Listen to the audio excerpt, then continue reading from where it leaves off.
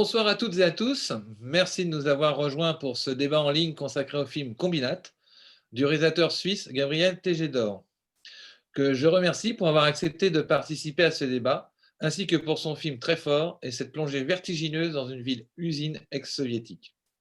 Alors, pour les spectateurs, comme d'habitude, vous pouvez poser vos questions soit en appuyant sur l'icône de la petite main bleue ou en rédigeant votre question en allant sur l'icône Key on Air en bas de votre écran. Le débat avec le réalisateur est animé par Eliane Delatour, anthropologue, cinéaste et présidente du comité du film ethnographique, que je me remercie d'être avec nous ce soir, d'autant plus que très récemment, elle a subi une opération à l'œil. Et sans plus tarder, je cède la parole à Eliane et Gabriel. Bonne discussion. Merci. Bonsoir tout le monde. Bonsoir, bonsoir Gabriel, et merci pour ce magnifique film. Voilà, moi ce film m'a tout de suite fait penser à Metropolis et au Moloch, ce monstre industriel qui se nourrit de son lot d'ouvriers chaque jour. Là, le monstre n'a pas une grande bouche comme chez Fritz Lang, mais il crache du venin qui apporte la maladie, des accidents du travail, des eaux polluées, de l'air irrespirable. Et au milieu de tout ça, que ce soit les ouvriers de cette usine, les habitants, continuent à danser. Et je me suis dit, au fond, ce film pourrait presque s'appeler Danser au-dessus du volcan. Et il est construit, ce qui m'a frappé dans votre film, c'est qu'il est construit comme un mythe. Un mythe entre celui de Prométhée et celui de Walt Disney. C'est-à-dire entre la promesse de progrès et la distraction à tout prix. Un mythe aussi qui est entre le passé communiste, qui centrait la libération de l'humanité sur la classe ouvrière, dont on se souvient que les métallurgistes avaient une place de choix, et entre la modernité capitaliste, la plus avilissante de l'être humain, avec ce fameux temps disponible du cerveau pour Coca-Cola.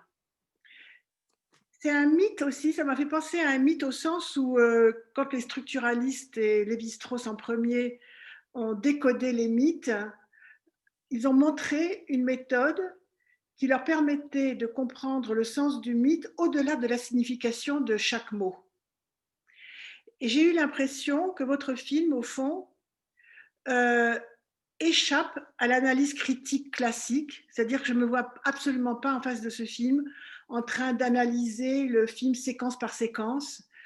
Je ne me vois pas non plus en train d'analyser les personnages par leur psychologie ou par leur construction, parce que j'ai l'impression que le film se situe derrière tout ça, comme derrière des mots, comme derrière, le sens est derrière.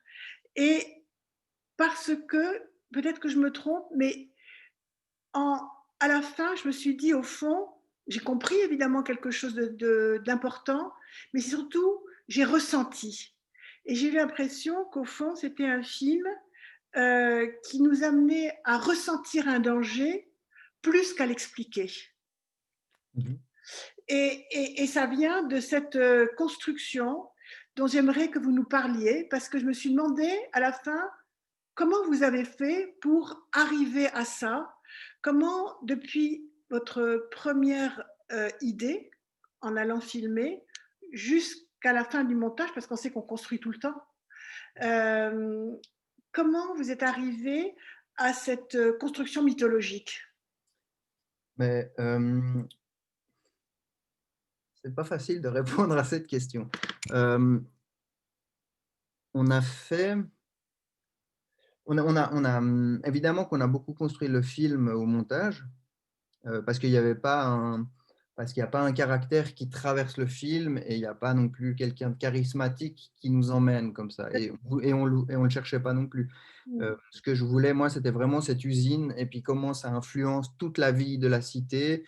Et voilà, pour moi, c'est un espèce de père qui nourrit et en même temps qui punit les gens. Il y a quelque chose effectivement qui dépasse juste le cadre de travail comme on l'entend habituellement et qui donne une identité. Les gens de Magnitogorsk sont vraiment des enfants de cette usine.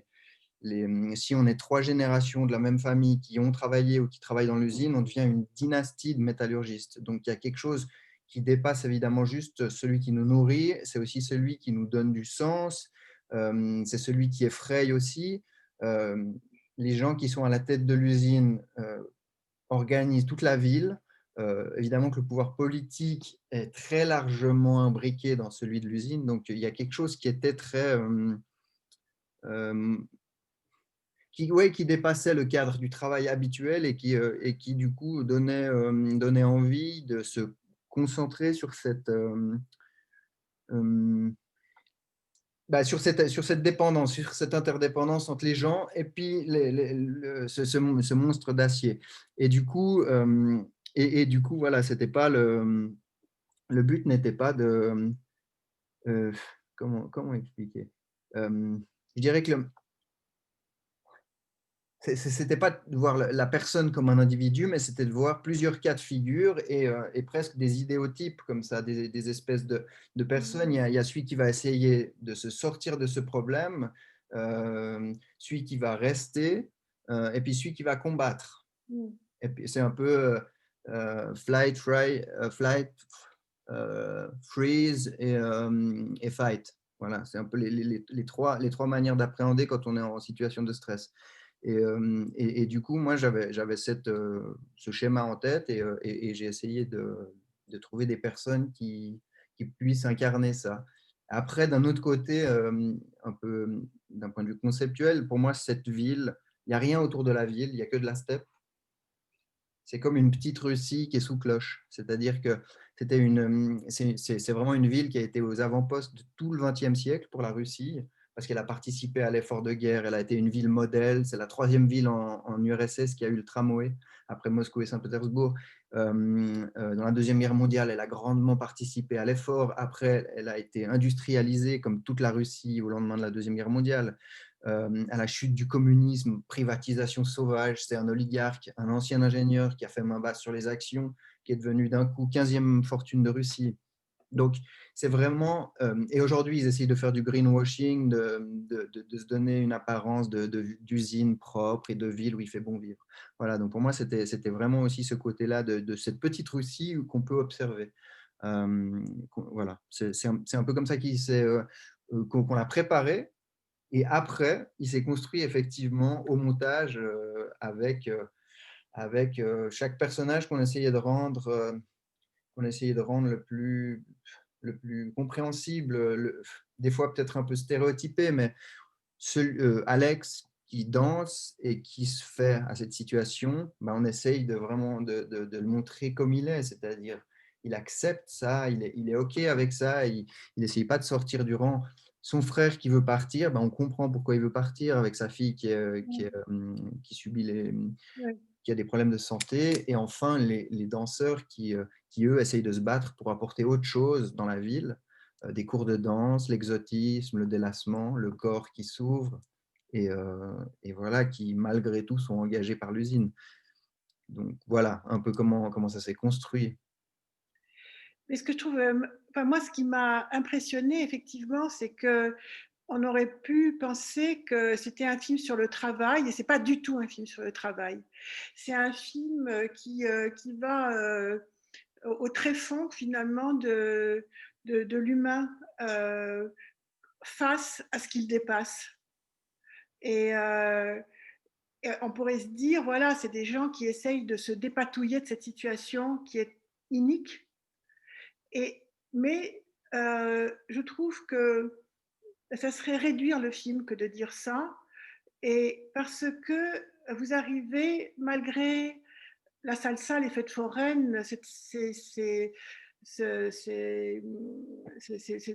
théâtre, si j'ose dire, je n'aurais même pas trouvé le mot, cette espèce de truc qui est présenté par les patrons de l'usine, qui est horrible à la fin. On voit que les gens sont contents de ça, et finalement, ça fait encore plus peur de voir qu'ils se satisfont de ça. Et c'est un film sur la monstruosité, finalement, et le petit homme qui est en face du Moloch. Oui. Mais effectivement, moi, c'était une vraie question de me dire, mais comment dans une ville comme ça, on fait pour se projeter quand on est un adolescent comment on fait quand on est un adulte pour se lever le matin, pour se dire allez, j'y vais, j'y crois encore, aujourd'hui ça va être mieux qu'hier et on continue. Et en fait, moi ce que j'ai trouvé là-bas, qui est effrayant et rassurant à la fois, c'est que les gens en fait, ils pensent pas du tout comme ça, ils peuvent pas, on peut pas se poser la question le matin pourquoi je me lève, pourquoi est-ce que je vais travailler dans l'usine qui en même temps handicape ma fille. On peut pas penser comme ça. Et du coup, eh ben, ce qui les préoccupe, c'est des choses qui nous préoccupent nous aussi, c'est est-ce qu'on va être en bonne santé? Est-ce qu'on va garder notre job? Est-ce que la fin de semaine approche? Est-ce que je suis aimé? Est-ce que j'aime la personne avec qui je vis? C'est des choses qui sont, en fin de compte, humaines. Et puis, moi, c'est ça qui m'a frappé, en fait. C'est le côté universel de leurs préoccupations. Et même dans ce cadre, même à l'ombre des fumées, à l'ombre des cheminées rouillées, même dans un pays où la liberté de presse, liberté de manifester, tout ça est bafouée, ben, on pense quand même à ces choses qui font l'humain, quoi, qui sont sa famille, qui sont ouais, la santé, c'est des choses très basiques en fait. Oui, mais c'est un peu comme euh, c'est- c'est- c'est- d'ailleurs, c'est très beau là, le travelling du début avec le long du monstre et un peu à l'intérieur du monstre, parce qu'on le garde tout le temps en tête, ça. Mhm. Même quand on est après dans le film, voilà, le monstre, on le voit avec des fumerolles, des choses comme ça qui sont dans les arrière-plans, mais tout le temps, on garde l'immensité, ces tonnes de métal fumantes. Il est immonde, quoi. C'est immonde cette usine, elle est immonde. Et c'est même pas une belle usine qui mange les hommes, c'est moche, quoi. C'est déglingué, c'est affreux. On sent des restes d'une modernité qui se déglingue, quoi, en fait. Et, euh, et je trouve que le fait, ce parti pris de montrer ces gens comme euh, ça provoque la peur chez le spectateur, enfin chez moi en tout cas, comme le petit lapin qui continue à sauter dans la prairie alors qu'on voit la gueule du serpent grande ouverte décrochée et Mhm. qui avance. Et le petit lapin, il continue à sauter et à se demander s'il va pouvoir manger cette herbe verte et faire sa petite crotte et puis continuer à nourrir ses enfants. Il y a quelque chose, et on est terrifié si on une scène comme ça. Et je trouve que ce parti pris de ne pas avoir été explicatif sur le travail, sur l'écologie, sur la psychologie de ces gens, parce que finalement, vous le dites vous-même, ce que je vous ai dit au début, je n'ai pas envie de discuter de la psychologie de ces gens, parce Mhm. qu'on voit bien que c'est d'autre chose dont il s'agit. Quand Alex fait de la salsa ou que le mari de la danseuse critique Poutine, etc., on voit bien que ça nous décale ailleurs, dans un espace qu'ils occupent, mais qui en fait, l'espace qu'ils devraient fuir en réalité. Ouais, mais en fait, moi, c'est vraiment ça. Moi, je suis sociologue à la base. J'ai fait des études de sociologie et c'était vraiment cette interrogation-là de me dire, mais comment on fait pour vivre là-bas? C'est-à-dire Mm. que je suis d'accord avec vous, le petit lapin et le serpent, je suis entièrement d'accord. Moi, cette usine, elle m'effraie, quoi. Quand on était là-bas, il y a à plein de moments, on s'est dit, mais c'est pas possible d'avoir toujours ce vrombissement Mm. constant. Tous les 3 jours, on se lavait les cheveux, c'était noir, c'était vraiment. On se dit, mais c'est pas possible. Mais en même temps, on se dit, mais quelle est l'alternative? Il n'y a pas d'alternative. Ces gens-là, il faut qu'ils mangent, quoi. Et du coup, ben, ils se sacrifient pour cette usine et c'est un espèce de deal entre l'usine et eux.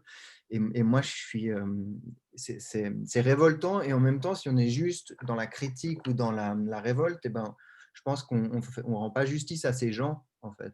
Et moi, j'ai essayé de comprendre ça et de comprendre ce qui les animait. Et c'est pour ça, avant que je disais que c'était en fin de compte des préoccupations universelles qui les animaient et qui les sortaient du lit le matin. Voilà, c'était. Vous voyez ce que. Et Ouais, très aussi, bien.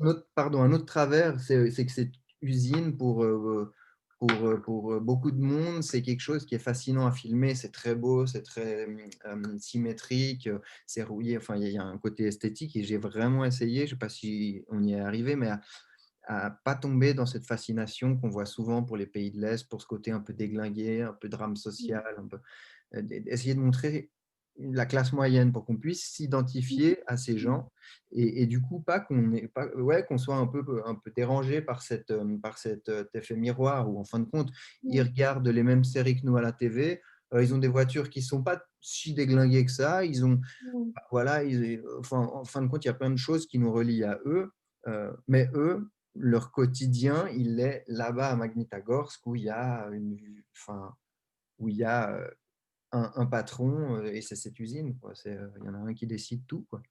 Et comment vous, quand vous leur avez demandé quand vous avez fait votre casting, comment vous leur avez présenté l'objet du film à vos acteurs? Hem, Bah, je leur ai dit ce que je vous ai dit. J'ai essayé de comprendre comment on vit ici. Vraiment je pense qu'il faut être honnête dès le début. Ça sert à rien d'essayer de cacher ses intentions, réelles. C'est-à-dire que, et d'ailleurs au final, ils ont réagi de manière très divisée. Les Le danseur de salsa a trouvé que c'était horriblement triste ce film et que c'était très dur et les danseurs ont dit: «Oui, c'est très dur, mais c'est exactement ça qu'on vit» et c'est-à-dire que je pense qu'en étant honnête dès le début, en disant: «Je vais essayer de faire quelque chose qui est, simplement de répondre à cette question: "Comment on vit ici? Qu'est-ce qui nous tire en avant, quoi?» et ben, je pense qu'ils ont accepté ce contrat et voilà, ça s'est fait comme ça. Après, par contre, j'ai pris beaucoup de temps, j'ai pris 1 mois, à ne rencontrer que des gens, sans caméra, juste voir des gens, plein de rendez-vous, toute la journée, je sais pas moi, des universitaires, des ouvriers, des chômeurs, des jeunes, des vieux, des vétérans de la guerre, des militants, tout plein de gens, des chauffeurs de taxi et voilà et peu à peu, je me suis retrouvé dans un club de yoga qui m'a après amené à ce club de salsa où voilà, il m'a semblé que c'était intéressant et c'était vraiment au niveau du corps, en fait, au début. J'avais envie d'avoir du corps humain, des gens qui rigolent, des corps qui soient un peu bien, enfin, pas juste recroquevillés comme dans l'usine et voilà, du coup, ça s'est fait comme ça. Puis après, j'ai passé un peu de temps dans ce club de salsa. Je sais pas danser, mais mais puis j'aime pas spécialement la salsa, en fait, c'était pas ça, c'était plus le côté où il me semblait qu'ici, il se passait quelque chose où il y avait, je sais pas, il y avait une espèce d'humanité, en fait, qu'il y a pas forcément, que j'ai pas trouvé, beaucoup ailleurs dans la ville, quoi. Et du coup, à partir du club de salsa, vous avez rencontré donc la Oui, prof de salsa, Alex, et oui, tous les autres, le frère, oui, etc. exactement. Ouais, C'est pour exactement. ça que ça a fait le groupe. Oui et l'usine, je les avais approchés avant, aussi en faisant les repérages. Je leur avais demandé si je pouvais visiter l'usine. Ils m'avaient fait une visite avec des officiels en cravate et j'ai tout expliqué, maintenant je pourrais plus vous redire, mais, tout expliqué comment on fabriquait du métal, tout ça, et voilà, du coup, c'est aussi comme ça que par la suite on a pu aller tourner un petit peu dans l'usine mais je crois qu'il faut, même dans un pays comme la Russie où c'est compliqué, il faut essayer quand même d'être le plus honnête sur ses intentions. Mm. C'est-à-dire que, il y a beaucoup de je parle de la Russie parce que c'est peut-être ce que je connais le mieux, mais il y a quand même beaucoup de choses qui se font aujourd'hui en Russie qui sont faites sous le manteau, à la dérobée comme ça et puis en fin de compte, et du coup, on a tendance des fois à grossir le trait et à justifier le fait que ce soit un peu des images volées, des récits volés, en augmentant le côté dangereux, le côté fermé, tout ça. Et moi, je trouve en fait, il y a aussi une chose que je dois dire, c'est que je trouve que la manière dont on traite la Russie, c'est on reste encore dans des réflexes très euh, hérités de la guerre froide. C'est-à-dire qu'eux font tout faux, et c'est très rassurant pour nous occidentaux de nous dire qu'eux font tout faux. Évidemment, je suis critique par rapport à Poutine et à plein de choses qui se passent là-bas, mais c'est un peu trop facile de voir que tout est nul là-bas et ça nous empêche, ça nous dédouane des fois de nous poser des questions sur nous ici. Mm.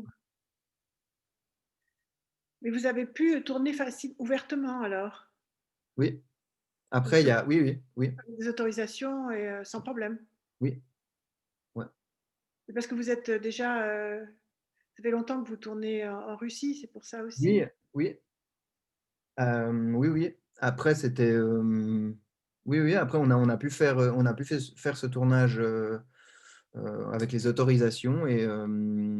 Mais oui, effectivement, c'est parce que ça fait le deuxième long métrage en Russie et entre-temps, il y en avait eu un en Biélorussie. Donc, je sais comment faire. Je sais aussi probablement un peu comment présenter les choses pour que ça, quand même, pour que ça passe. Et voilà, les contrôles. Mais je crois qu'on a été quand même honnête. On a vraiment dit ce qu'on voulait faire. On a peut-être parlé d'un portrait de la ville ou d'un portrait de la ville et du combinat ou quelque chose comme ça. Mais je pense que mon intention, ça n'a jamais été de montrer à quel point, de montrer le désastre écologique ou quelque chose comme ça. C'est ce que vous avez dit au début. Bah, si c'est ça qui ressort du film, moi j'en suis très content. C'est-à-dire qu'on essaye plutôt de comprendre l'homme, sa résilience par rapport à une situation ben voilà, qui est terrible, qui nous semble terrible, quoi. Et d'où vous vient cet intérêt pour la Russie? Ben, je sais pas. Non, mais c'est-à-dire que ça fait maintenant 20 ans que j'y vais très souvent, en famille aussi. Et, enfin, il y a quelque chose dans cette manière d'après. J'aime bien leur manière de rentrer, de faire connaissance. Voilà. J'aime bien le côté où au début c'est très froid, c'est très distant et on se méfie de l'autre. Et une fois que ça s'est passé, eh ben, on va parler de tout et on va parler je sais pas, des déportations, on va parler des purges, on va parler de foot, de l'amour, de la mort. Enfin, moi, j'aime bien je trouve qu'il y a un côté très franc, il n'y a pas de chichi et ouais, c'est quelque chose qui me plaît. Ouais. Donc vous êtes bilingue russe-français? Non, pas bilingue. J'aimerais bien l'être. Mais je me débrouille. Ouais. Ouais, d'accord. Ouais. À défaut d'être toujours efficace, ça fait rigoler les gens, quoi. On va peut-être laisser la parole aux spectateurs là. Eh bien, on va demander donc aux spectateurs de poser leurs questions. Alors, pour ceux qui veulent intervenir directement, sans qu'on les voit, bien sûr, vous pouvez lever la petite main bleue. Sinon, eh bien, vous pouvez envoyer par le chat de Q&A vos questions.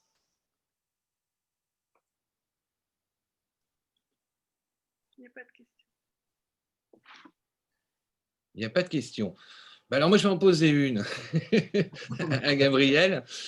En voyant votre film, j'avais toujours en tête quand même le fait que toute cette ville, ce combinat, c'est aussi tout un système qui pourvoit en électeurs Poutine.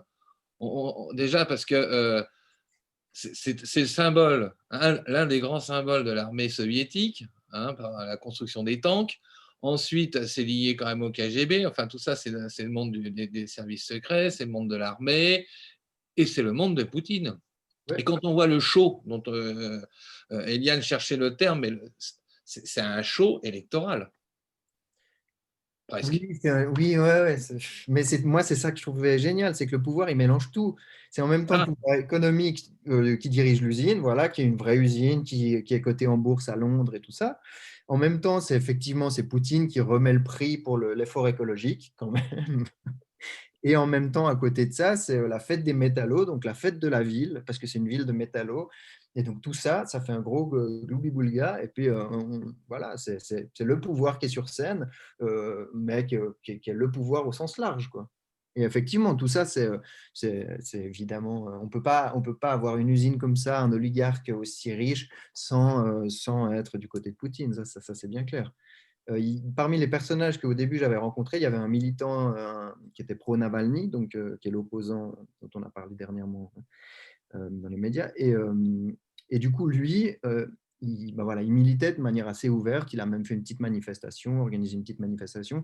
La pression de la ville et des autorités sur lui était tellement forte qu'il a dû émigrer. Aujourd'hui, il vit aux États-Unis. Donc, c'est vraiment une ville où on ne peut pas avoir une tête qui dépasse, quoi. Il faut, effectivement, on rentre dans le, si on accepte de jouer le jeu, tout se passe bien et je pense qu'on peut avoir une vie sans problème, quoi. Mais effectivement, c'est une ville où il y a un pouvoir et il est en parfaite adéquation avec le pouvoir de Moscou. C'est clair. alors, est-ce que nous avons eu... Oui, pardon. Vous voulez rajouter quelque chose? Moi, non, non, non, non, c'était. Non? Alors, est-ce que nous avons des petites mains bleues, des questions sur un sujet pareil? On ne reste pas aussi silencieux.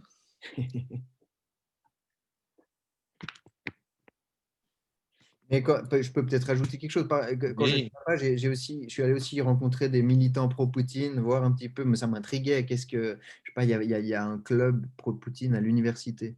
Donc l'université où on peut que étudier la métallurgie, hein. C'est pas, donc c'est une université technique et là il y avait un club et j'ai rencontré une des représentantes du club, une jeune femme qui est donc pro-Poutine, qui milite pour lui. Elle m'a un peu expliqué pourquoi elle pensait que c'était tellement bien. Je pense que nous, en Occident, on a toujours du mal à comprendre à quel point ça a été un traumatisme les années Yeltsin. Et du coup, voilà, elle expliquait que aujourd'hui, les salaires de l'usine étaient versés chaque mois et que les gens, voilà, ils étaient tellement plus contents. Ils ont tous des voitures qui roulent, alors qu'à l'époque, ils avaient pas de voiture, ils avaient froid dans les logements, voilà, ils avaient des salaires qui étaient irréguliers. Et donc, on peut imaginer, enfin voilà, elle expliquait ça en disant que c'était un bienfait pour son pays d'avoir Poutine à la tête. Euh, tout ça est très vrai par rapport aux années Yeltsin. Après, c'est juste que quand on commence à parler de liberté, euh, et toutes les personnes qui dépassent, justement, toutes les personnes qui ne rentrent pas dans le moule, eh ben, effectivement, là, c'est un dialogue de sourds. Mais voilà, c'était une des. Moi, j'ai essayé de comprendre aussi un peu, voir qu'est-ce qui animait ces personnes. Ouais. oui. Oui, d'ailleurs, c'est tout l'intérêt aussi de votre film, comme vous disiez au tout début, c'est que vous vous êtes intéressé aux classes moyennes. Alors, en général, le cinéma documentaire, c'est soit sur des marginaux en Russie, hein, soit des minorités, Mhm. ou alors vraiment les classes les plus pauvres. Mhm. Hein. Et là, pour une fois, on a cette Russie moyenne qui se débrouille comme elle peut et qui, effectivement, vit un peu comme un Français moyen, quoi. Il n'y a pas trop de Ouais. différence. C'est ça qui est assez surprenant. Mais moi, c'était. En fait, je pense, après coup, je me suis dit, c'est peut-être la classe qui a le moins de liberté en Russie.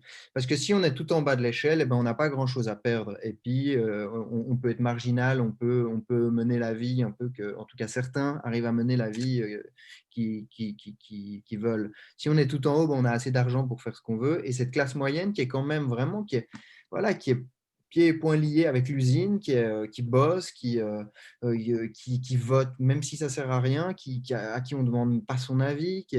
Moi, j'ai beaucoup de tendresse pour ces gens parce que ouais, parce que je pense que c'est eux qui font quand même marcher le pays et, et très docilement, quoi. Et, euh, et voilà, ouais, ils doivent participer à l'effort et on leur demande rien, on leur demande pas leur avis. Ouais. Je, des fois, je trouve il y a en Russie une grande facilité, pas une facilité, mais ouais, voilà, c'est facile de faire des films, des drames sociaux, l'alcoolisme, les manques de moyens pour l'éducation. On peut faire des choses comme ça. Et je pense qu'il y a beaucoup de choses qui ont été faites et beaucoup de films qui ont été tournés là-dessus. Comment ça se passe dans les prisons, comment ça se passe pour les minorités. Voilà, c'est évidemment important que ça soit fait, ça c'est sûr. Euh, mais effectivement, cette classe moyenne, elle passe un peu en dessous des radars, il me semble. Il y a une question sur le chat que moi j'ai un peu du mal à comprendre. J'ai demandé de préciser, mais je n'ai pas reçu la précision. Mais peut-être vous la comprendrez mieux que moi. Elle est un peu courte. Lien de la famille avec l'usine, deux points. Il ne faudrait pas qu'elle ferme. Alors, moi, je le comprends comme l'interdépendance, c'est-à-dire que c'est, cette usine, en fait, enfin, c'est plusieurs fois dans les discussions avec les personnages, c'est revenu. C'est comme un père qu'on craint, mais qui nous nourrit. Un père qui nous file de temps en temps un bon coup et en même temps, bah, voilà, qui remplit l'assiette, quoi. Et du coup, c'est un lien qui est d'amour-haine, comme ça. C'est un lien qui fait que bah, on reste dans la ville, parce que si on veut travailler ailleurs, eh ben, on doit émigrer très loin, parce que la ville la plus proche elle est à 300 kilomètres. Donc, on n'a pas d'option. C'est soit on reste là et on travaille, on accepte que le patron, c'est l'usine, euh, soit ben, on se déracine, on va à 2000 kilomètres à Moscou, ou à Saint-Pétersbourg, ou même à l'étranger. Ce que beaucoup de jeunes font d'ailleurs, hein, pour les études. Et beaucoup d'ailleurs reviennent ensuite à Magnitogorsk parce que les salaires sont quand même plus élevés et il y a moins de chômage que dans les grandes villes russes. Donc, c'est une interdépendance qui est extrêmement violente. Pas de ville moyenne. On a l'impression que vous parlez que d'immenses villes. Il n'y a pas des, il doit y avoir des villes moyennes. Oui, oui, il y a des villes moyennes. Il y a Tcheliabinsk qui est pas très loin, qui est aussi un grand centre industriel extrêmement pollué. Ça, c'est la ville la plus proche. Oufa qui est pas très loin. Puis là, c'est les hydrocarbures, c'est le pétrole.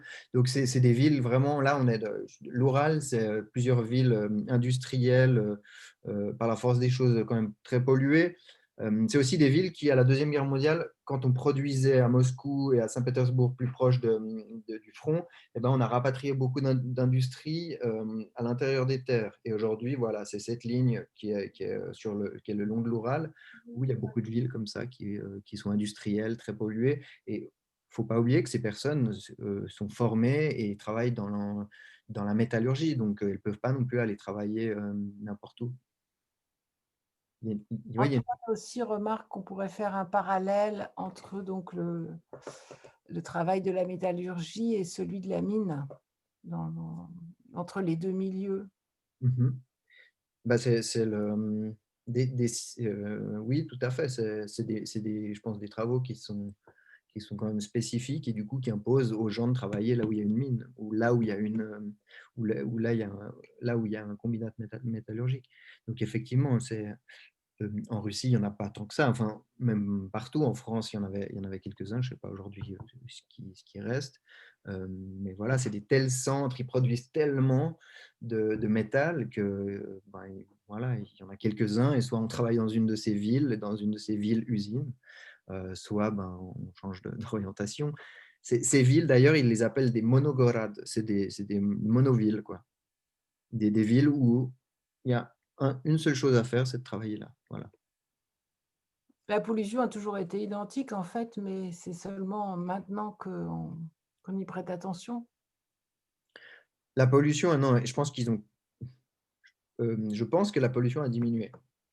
Je pense que justement, après à la chute du communisme, c'était vraiment des usines qui polluaient largement plus et pour des raisons d'efficacité, ils ont dû mettre des filtres, des machines qui fonctionnaient mieux, voilà, ils ont dû quand même rentrer dans une espèce d'économie de marché avec une certaine efficacité, parce que les actionnaires demandaient à avoir du rendement.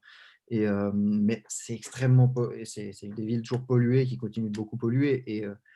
Et je dirais que si aujourd'hui ils diminuent les émanations des cheminées, c'est pas forcément pour le bien de la population, c'est plutôt pour avoir des machines qui produisent davantage ou des machines qui produisent ouais, plus pour moins cher, quoi.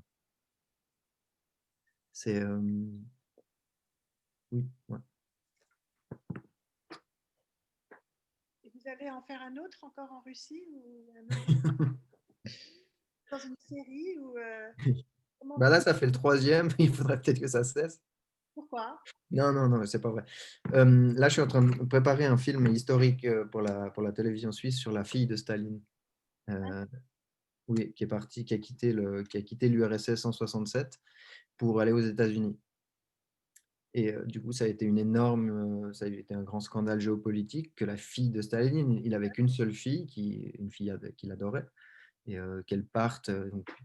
Staline était déjà mort à ce moment-là, mais qu'elle parte en pleine guerre froide pour vivre aux États-Unis, ça a été évidemment un grand scandale. Et en fait, elle est partie de Russie, ensuite elle est allée en Suisse. On l'a cachée pendant 2 mois en Suisse, le temps que les deux puissances discutent. Et après, elle a pu aller aux États-Unis. Donc voilà, c'est sur la partie qui se déroule en Suisse que va porter le documentaire. C'est incroyable. Mais oui, après, c'est une histoire en creux parce qu'en fin de compte, il ne s'est rien passé. C'est-à-dire que ça aurait pu être le déclencheur d'une guerre ouverte entre les deux puissances, ça aurait pu être plein de choses. Et en fin de compte, il ne s'est pas passé grand-chose. Elle a jamais vraiment été, elle a jamais vraiment été maîtresse de son destin. En fait, quand elle était en URSS, on décidait tout pour elle parce que c'était la fille d'eux et du coup, il ne fallait pas qu'elle prenne de risques. Tout était organisé pour elle, même ses mariages, même ses, vraiment, elle n'avait jamais son mot à dire. Et le seul moment où elle prend son destin en main, c'est quand elle décide de fuir. Mais après, dès qu'elle est en Suisse, les Américains en fait, lui font signer des papiers pour qu'elle lègue les droits de sa biographie qu'elle va écrire, enfin qu'elle a déjà écrit à ce moment-là. Et les Américains, après, lui disent où elle doit vivre, comment elle doit vivre. Et voilà, elle a essayé de prendre son destin en main, mais en fin de compte, elle a toujours été très... ouais, elle n'a jamais pu se défaire de l'image de fille de Joseph Staline. Et c'est un destin d'une femme qui a essayé de se libérer et qui, moi, m'a touché. Ouais. Elle est morte? Elle est morte. Elle est morte, d'ailleurs, c'est fou, parce qu'elle est morte dans la misère en Pennsylvanie, alors qu'elle était partie de tout en haut à Moscou. Et ça a été une longue dégringolade. Ah. Alors, est-ce qu'on a encore une question, Barberine? Oui, et Flore qui donc vous dit ce film a une forte identité colorimétrique, comme vous le disiez vous-même. Le film aurait pu être un film misérabiliste en noir et blanc, en caméra cachée, mais vous optez pour l'éclat, la limpidité, l'intensité et les contrastes entre les lingots en fusion et la neige. Alors moi, je ne suis pas d'accord sur le côté misérabiliste du noir et blanc, mais c'est mon opinion personnelle. Voilà. Non, mais le noir et blanc, c'est... Non, mais je comprends ce qu'elle veut dire, mais je suis d'accord avec vous. Le noir et blanc, ça peut être aussi lumineux, ça peut être plein de couleurs. Mais oui, j'ai essayé de montrer l'usine comme moi, elle me fascinait, mais sans rentrer trop dans quelque chose d'esthétisant. Voilà, c'est toujours un peu des questions qu'on doit se poser quand même. Quand il y a un monument, il y a un énorme monument qui domine l'usine, qui est deux soldats qui portent un glaive de 11 mètres de long, gigantesque, avec entre les deux une flamme qui brûle. Puis c'est un monument de propagande soviétique pour remercier l'usine de l'effort qu'elle a fourni pendant la guerre. Donc ça, c'est typiquement des choses qu'on aurait pu filmer vraiment avec, puis mettre du Wagner derrière. Mais il faut quand même, on a essayé de pas être de dépasser notre fascination première et pas être non plus dans quelque chose de vraiment, enfin, de pas être ni dans une extrême ni dans l'autre, quoi. Voilà. Parce qu'il nous semblait que ça correspondait plus aussi à ce que les gens vivent là-bas. Et la colorimétrie, pour moi, c'est une vraie étape de création, le moment où on fait l'étalonnage. Et pour mon film précédent, qui était en Biélorussie, on avait vraiment travaillé dans les jaunes. Il y avait vraiment, dès le début, en fait, dès qu'on a commencé à penser le film, on était dans des tons. Et là, même chose, on voulait ces tons un peu bruns et bleutés. En fait, c'est marrant parce qu'on s'est vraiment... ouais, ça vient assez vite. Pardon, ça vient assez vite dans le processus, la réflexion autour des couleurs. Quelles sont les couleurs d'une ville? Moi, cette ville, elle m'a fasciné dès le début parce que l'endroit où les gens vivent est blanc, il y a le fleuve, l'endroit où les gens travaillent, c'est noir et rouillé. Et du coup, il y avait quelque chose qui était très très beau, quoi. Et voilà, moi, je suis sensible aux couleurs. Et il y avait dans cette ville un gris. Les couleurs sont un peu fades comme ça. Et j'ai essayé de jouer sur une froideur avec le bleu et en même temps, chez les gens, dans les intérieurs, un peu plus doré. Voilà.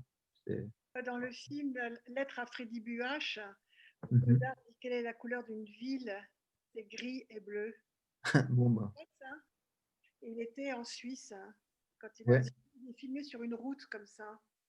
C'est dans le début de Lettre à Freddy Buach. Eh ben, je ne l'ai pas vu, je crois. On a le droit d'avouer ça? Que ce soit Excusez. Bon, cette fois-ci, ça passe. Mais... Donc, On a Madoka qui a 2 questions. Merci beaucoup de ce film très humain. Puis-je poser 2 questions? La première, combien de temps il fallait pour ce film depuis l'écriture et le repérage? Et la deuxième question, le choix de se focaliser sur leur vie après le travail a été fait au tournage, même si l'autorisation de filmer dans l'usine avait été acquise. Alors, combien de temps? C'est à peu près 2 ans et demi. Donc, oh, non, première fois que je suis allé dans l'usine, c'était dans la ville, c'était il y a 15 ans avec ma femme. On a fait un voyage sac au dos et on s'est retrouvés 2-3 jours dans cette ville. Et depuis, je gardais en tête le fait que cette ville, elle était incroyable. Enfin, voilà, j'avais une question en tête. Après, il y a peut-être 3 ou 4 ans, j'y suis retourné faire des repérages. Et puis des repérages jusqu'au moment où le film était terminé.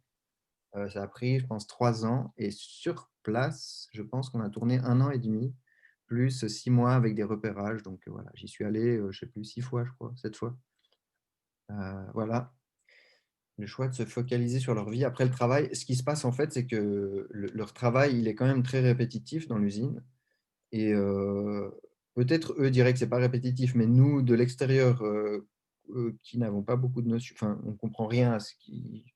Il y a plein de subtilités qui m'échappent, et à filmer, on a l'impression que c'est quand même un peu toujours la même chose. Et du coup, voilà, c'est pas un film non plus sur le travail, sur les gestes du travail. Moi, c'était pas tellement ça. C'était plutôt, bah, comme je l'ai expliqué avant, le lien entre cette usine qui gouverne tout et ces gens qui essayent de se dépatouiller avec ça. Et après le travail, bah, c'est évidemment là où les gens sont libres de rêver, de se divertir, d'aller danser, de critiquer les autorités ou de questionner l'avenir pour leur enfant ou des choses comme ça. Donc, bien sûr que c'est un interstice de liberté, le temps libre, le temps après le boulot.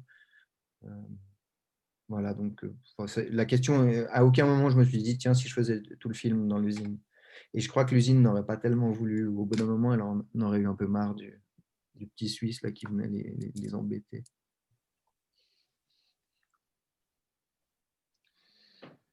Bien. Eliane, peut-être encore une remarque ou une question?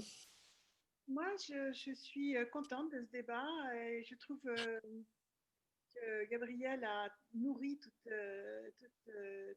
par ses réponses beaucoup de questions que je me posais. Et en fait, je me suis rendu compte que, avec plaisir, quoi, que le film est situé là où je l'avais ressenti, quoi, exactement, exactement. Quoi. Et donc, je trouve que c'est une, c'est une réussite parce que c'est extraordinairement difficile, je trouve, de faire un film comme ça, estampillé documentaire, en étant sur cette ligne du mythe, c'est-à-dire le monstre et les petits hommes, et le monstre tuant, protégeant et tuant les petits hommes, et d'arriver à en faire un enjeu cinématographique et une narration cinématographique.